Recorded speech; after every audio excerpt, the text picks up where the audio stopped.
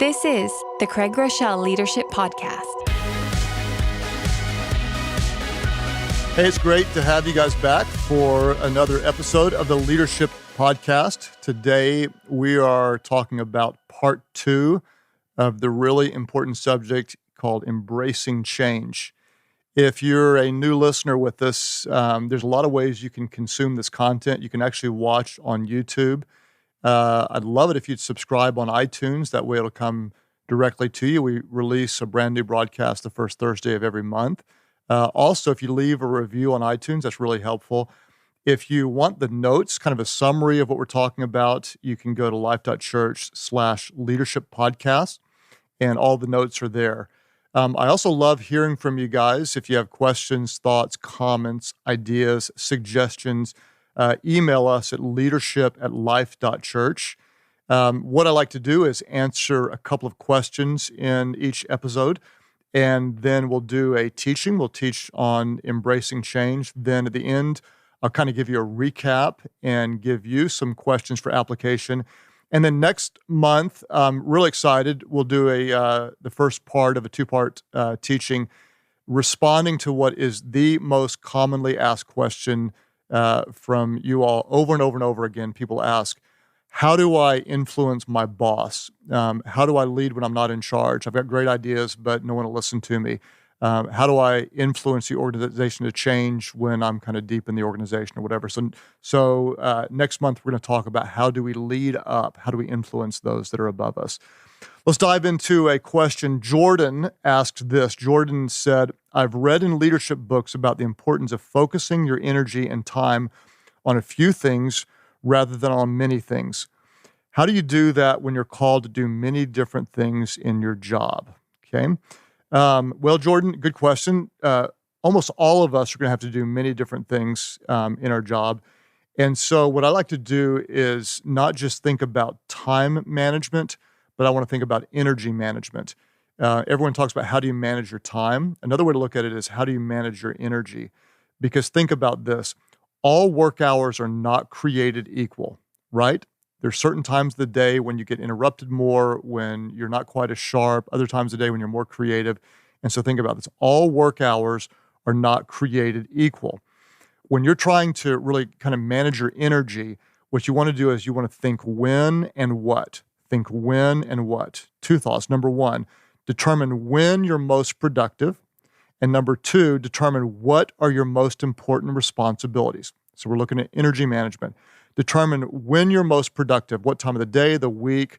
Are you creative? Are you energized? Do you make decisions quickly? When are you most productive? And then number 2, determine what are your most important responsibilities. Because Jordan, you said you're going to have to do a lot of different things. Well, everything you do doesn't have an equal return. Some things are much more important than others. So determine what are your most important responsibilities. When I look at my own life and my own rhythms, I'm most productive early in the day. Okay, so I'm going to do first what matters most in my day. I want to do that when I want to make decisions. I want to be creative. I want to do my writing. I want to do that early in the day. So in your life, determine what you do that has the highest impact. Whatever you do that's most important has the highest impact, and then do that when you're at your best. Do it first in the week or whatever, and we want to do the things first that have the highest impact. And that way, if we don't get to everything, we're still getting to the things that matter most. Steve said this. Steve said, we have core values for our organization, but not for our staff. Do you have any helpful resources for a team to develop core values for those on your team? So Steve has organizational core values, but he doesn't have values for the staff. Great question, important question, and it's actually a pretty easy response, and it should be relatively easy for you to find these values. What I want to do is talk about the difference between types of values. Core values are most often defined kind of as what you believe or what drives you, what you stand for in an organization. When you're talking about values for your team, I think it's Patrick Lencioni who defines it this way. Let's call those behavioral values. So we're going to have values that drive us, motivate us. But when we have a team member, we want to talk about how we behave, how we work together. So, for example, in my organization, I lead a church, some core values. We have a bunch, but I'll give you three. One would be evangelism. We say it this way. We'll do anything short of sin to reach people who don't know Christ. To reach people no one's reaching, we've got to do things no one's doing. Faith is a value. We say it this way. We are big thinking, bet the farm risk takers. We'll never insult God with small thinking or safe living. Serving is a value to us. We say it this way. We are not spiritual consumers. We are spiritual contributors. The church does not exist for us. We are the church and we exist for the world. Okay, those are values that drive us. Those are our beliefs. Now, on a staff level, we have what we call behavioral values. And here's how you define those behavioral values. What I would encourage you, Steve, is name the 5 or 10 or so most effective leaders in your organization. Just sit down, you and 2 or 3 other people, and don't tell anybody this. This is kind of a private meeting, and go through and say, hey, she's amazing, he kills it, she's awesome. And you want to name those people who are the most effective leaders or volunteers or whatever in your organization, and then ask yourself the question, how do they behave? Or what do they have in common? Okay. And then take those common behaviors and narrow them down to somewhere between 5 and 10. Okay. Let me give you ours at my church. Our behavioral values: humility, flexibility, resilience, sense of humor, cultural relevance, those who are self-aware, work ethic, and teachable. Okay.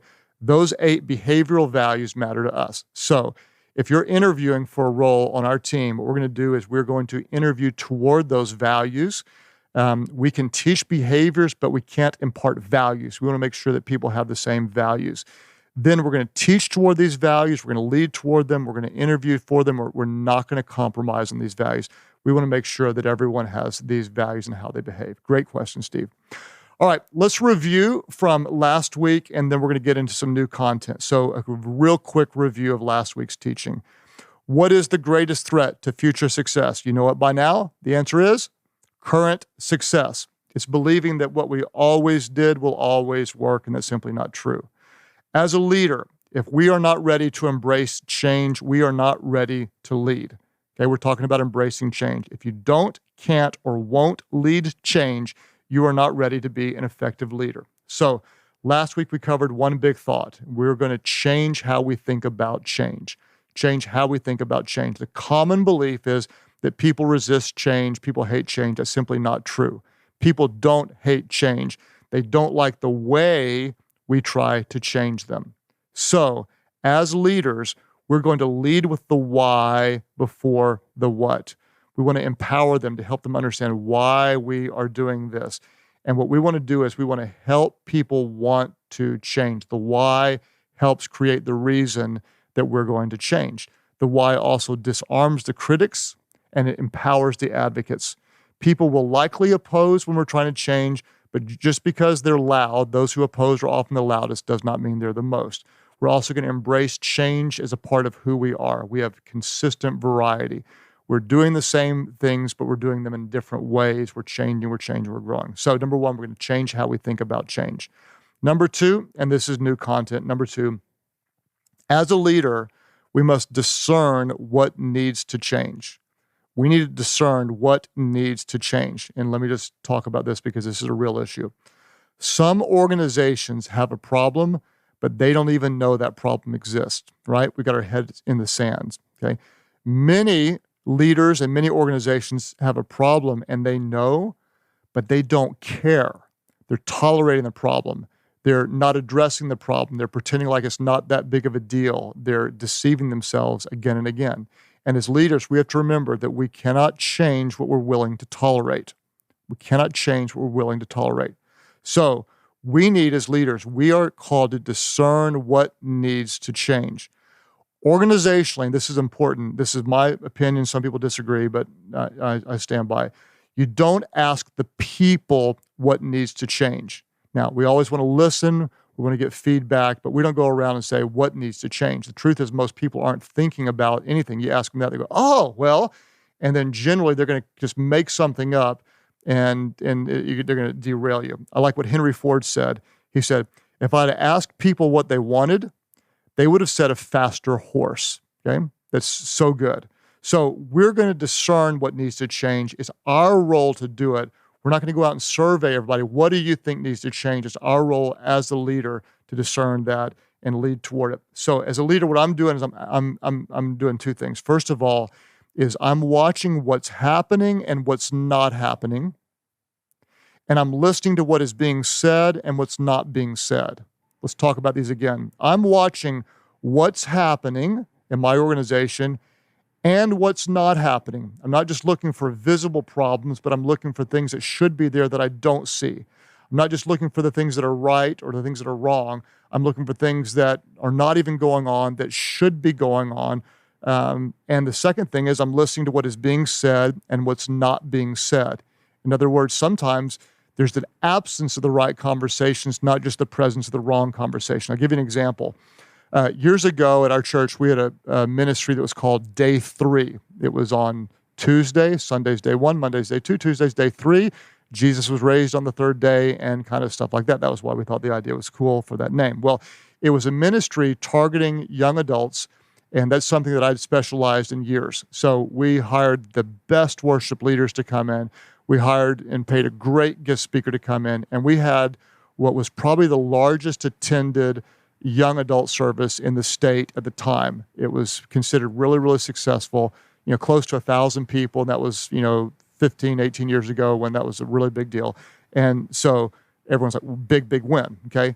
When I would go there, something didn't feel right to me. Culturally, it just didn't feel right. And so I started watching what was happening and what wasn't happening, what was being said and what wasn't being said. And let me tell you what was being said. Well, the speaker is funny and the music's great, okay? What was not being said was people's lives are being transformed, or I came to Life.Church because of this ministry, or this has really helped me spiritually and such. What was happening is there were crowds coming, the numbers were good, but let me tell you what wasn't happening. I didn't see the crowds changing into community. We weren't seeing lots of marriages born out of this ministry. We didn't see people serving and getting involved in the life of the church or in the community from it. So I took what was considered the biggest and most successful young adult ministry and I cut it, killed it, took it out the knees. It no longer existed. No one seemed to understand, but here's what I understood as a leader, is that there were things that were not happening that should have been happening. There were things that were not being said that should have been said. Just because there were good things happening, good things being said, does not mean that it had the highest return on the ministry investment that we were making. And that's something that sometimes only a leader can discern. Other people may not understand it. They may disagree. You may take a lot of criticism, but it's your job as the leader to discern what needs to change. Now, as leaders, never gripe about something you allow. Never complain about what you tolerate. You discern what needs to change, and then you lead toward it. So, number one, change the way you think about change. Number two, discern what needs to change. And then number three, be bold, because tweaks never change the world. Let me say it again. Be bold. When you change, be bold. Don't just tweak, be bold. Tweaks never change the world. Let me give you some examples from my world. And again, I apologize, but I'm a pastor, not a business leader. You can apply these to whatever form of leadership that you have. In my world, in leading a church, adding a church service, okay, we're adding a Saturday night service or whatever, that's a tweak. Adding video teaching years ago when it had never been done, that was bold, okay? Adding on to a building, that was a tweak. We've got a new kids space, okay? Going multi-site when that had never been done before, that was bold. A Bible translation, a new Bible translation, that's a tweak. Creating the Bible app, that is bold, okay? A discount on church resources. You can get 20% off. That's a tweak. Giving free church resources away for completely free. That's bold. Okay. Putting your sermons on tapes or CDs or streaming them. That's a tweak. Creating an online community that reaches every country in the world, every zip code in the world, or tons and tons of people around the world. That is bold. Recently, we started a new location in a way that we'd never done before, and that is we bought a piece of land out of state, started building a building before we had a campus pastor named, before we had a portable location picked, before we had anybody coming there, okay? That's bold. That's a new level of bold in multi-site. What I want to do is encourage you in whatever form of leadership you have, when you're leading change, be bold, because tweaks never change the world. Now, how do we do that? In order to be bold, we need to change the questions that we're asking ourselves. change the questions that we're asking ourselves. And you'll want to apply this to your startup business, to your company, to your job, to your family. I'm going to give you kind of examples of my world, and then you'll want to adapt these questions to your world.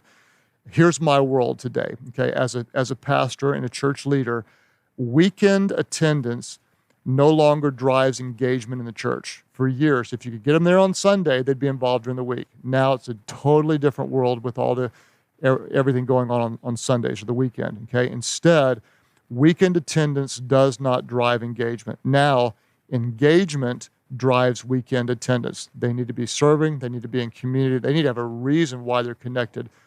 So many people in this consumeristic society before they're going to come on the weekend. So the question I'm asking myself now is, how do we increase meaningful engagement? It's a very important question. Not how do I get them there on Sunday, but how do I increase meaningful engagement? The byproduct will be they'll be there on Sunday, okay? Here's another thing in my world. The younger generation is anti-big, anti-organized, anti-slick, all this kind of stuff established. And so from the outside, our church looks big, organized, and all that kind of stuff. So I'm asking the question, how do we think big and feel small? How do we think big and feel small, okay? We can launch 3 or 4 new locations a year. That's pretty awesome. But here's the question I'm asking myself. What do we need to change to launch 12 new churches in a year? Okay? There's a big difference between 3 and 12. So if I ask that a different question, it can help me be bold in my response. What do we need to do to launch 12 locations in a year? Let me give you some context, or you're going to think I'm crazy when I say this.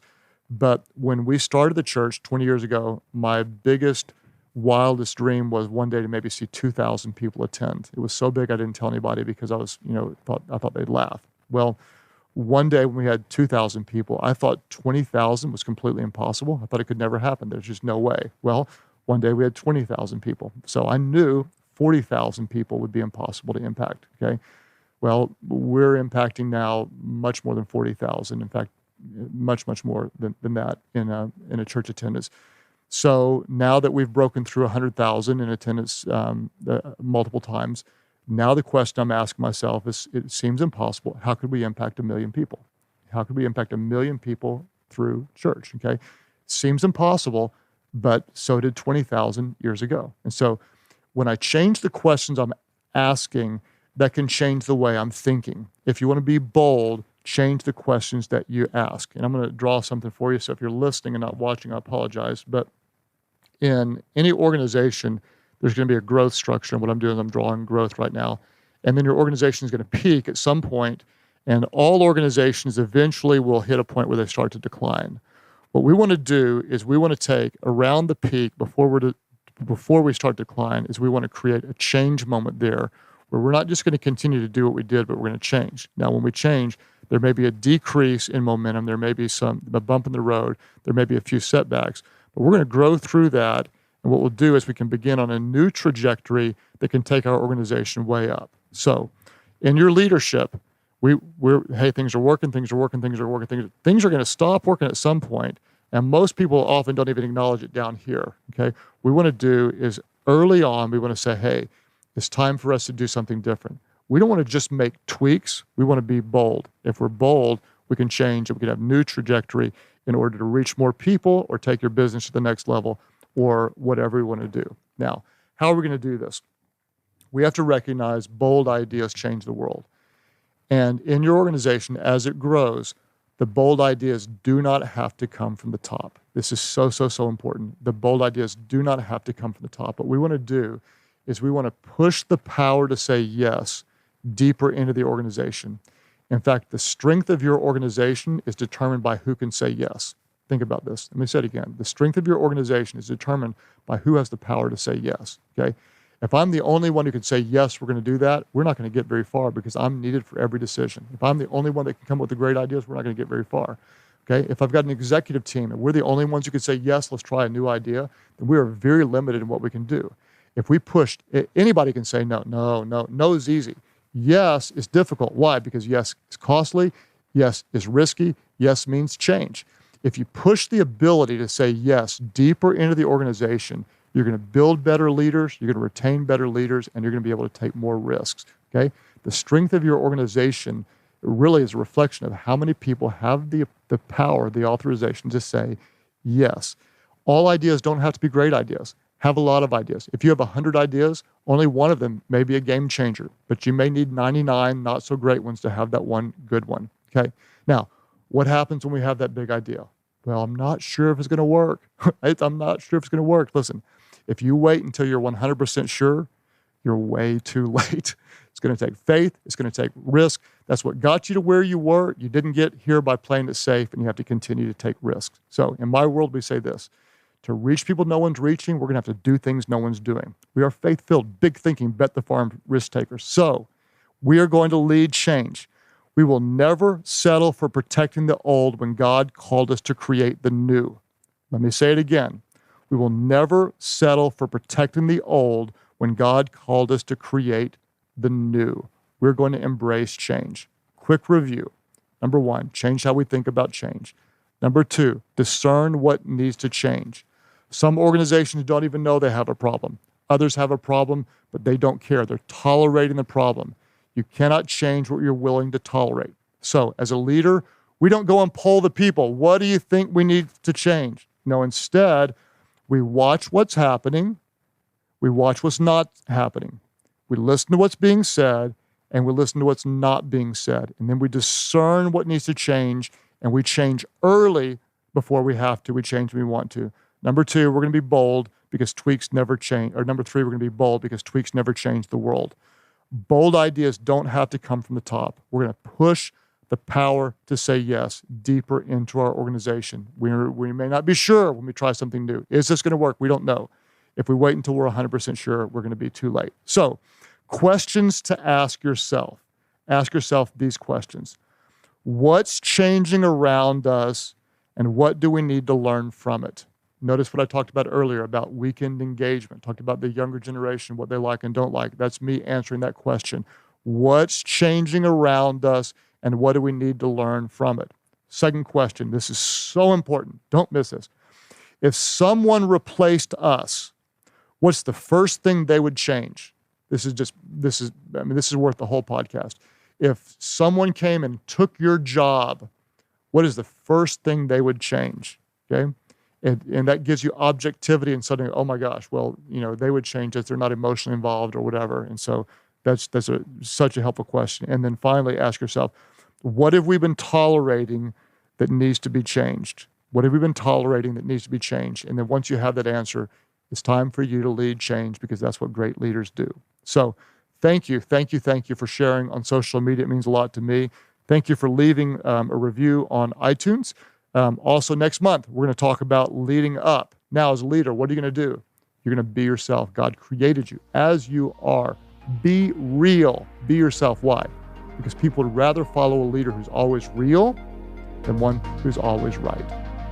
Thanks again for joining us here for another episode of the Craig Groeschel Leadership Podcast. In this episode, Craig actually illustrated an organization's growth curve and where it needs to change. To find that chart, as well as additional resources and discussion questions, you can find all of that and more simply by going to Life.Church/Leadership Podcast.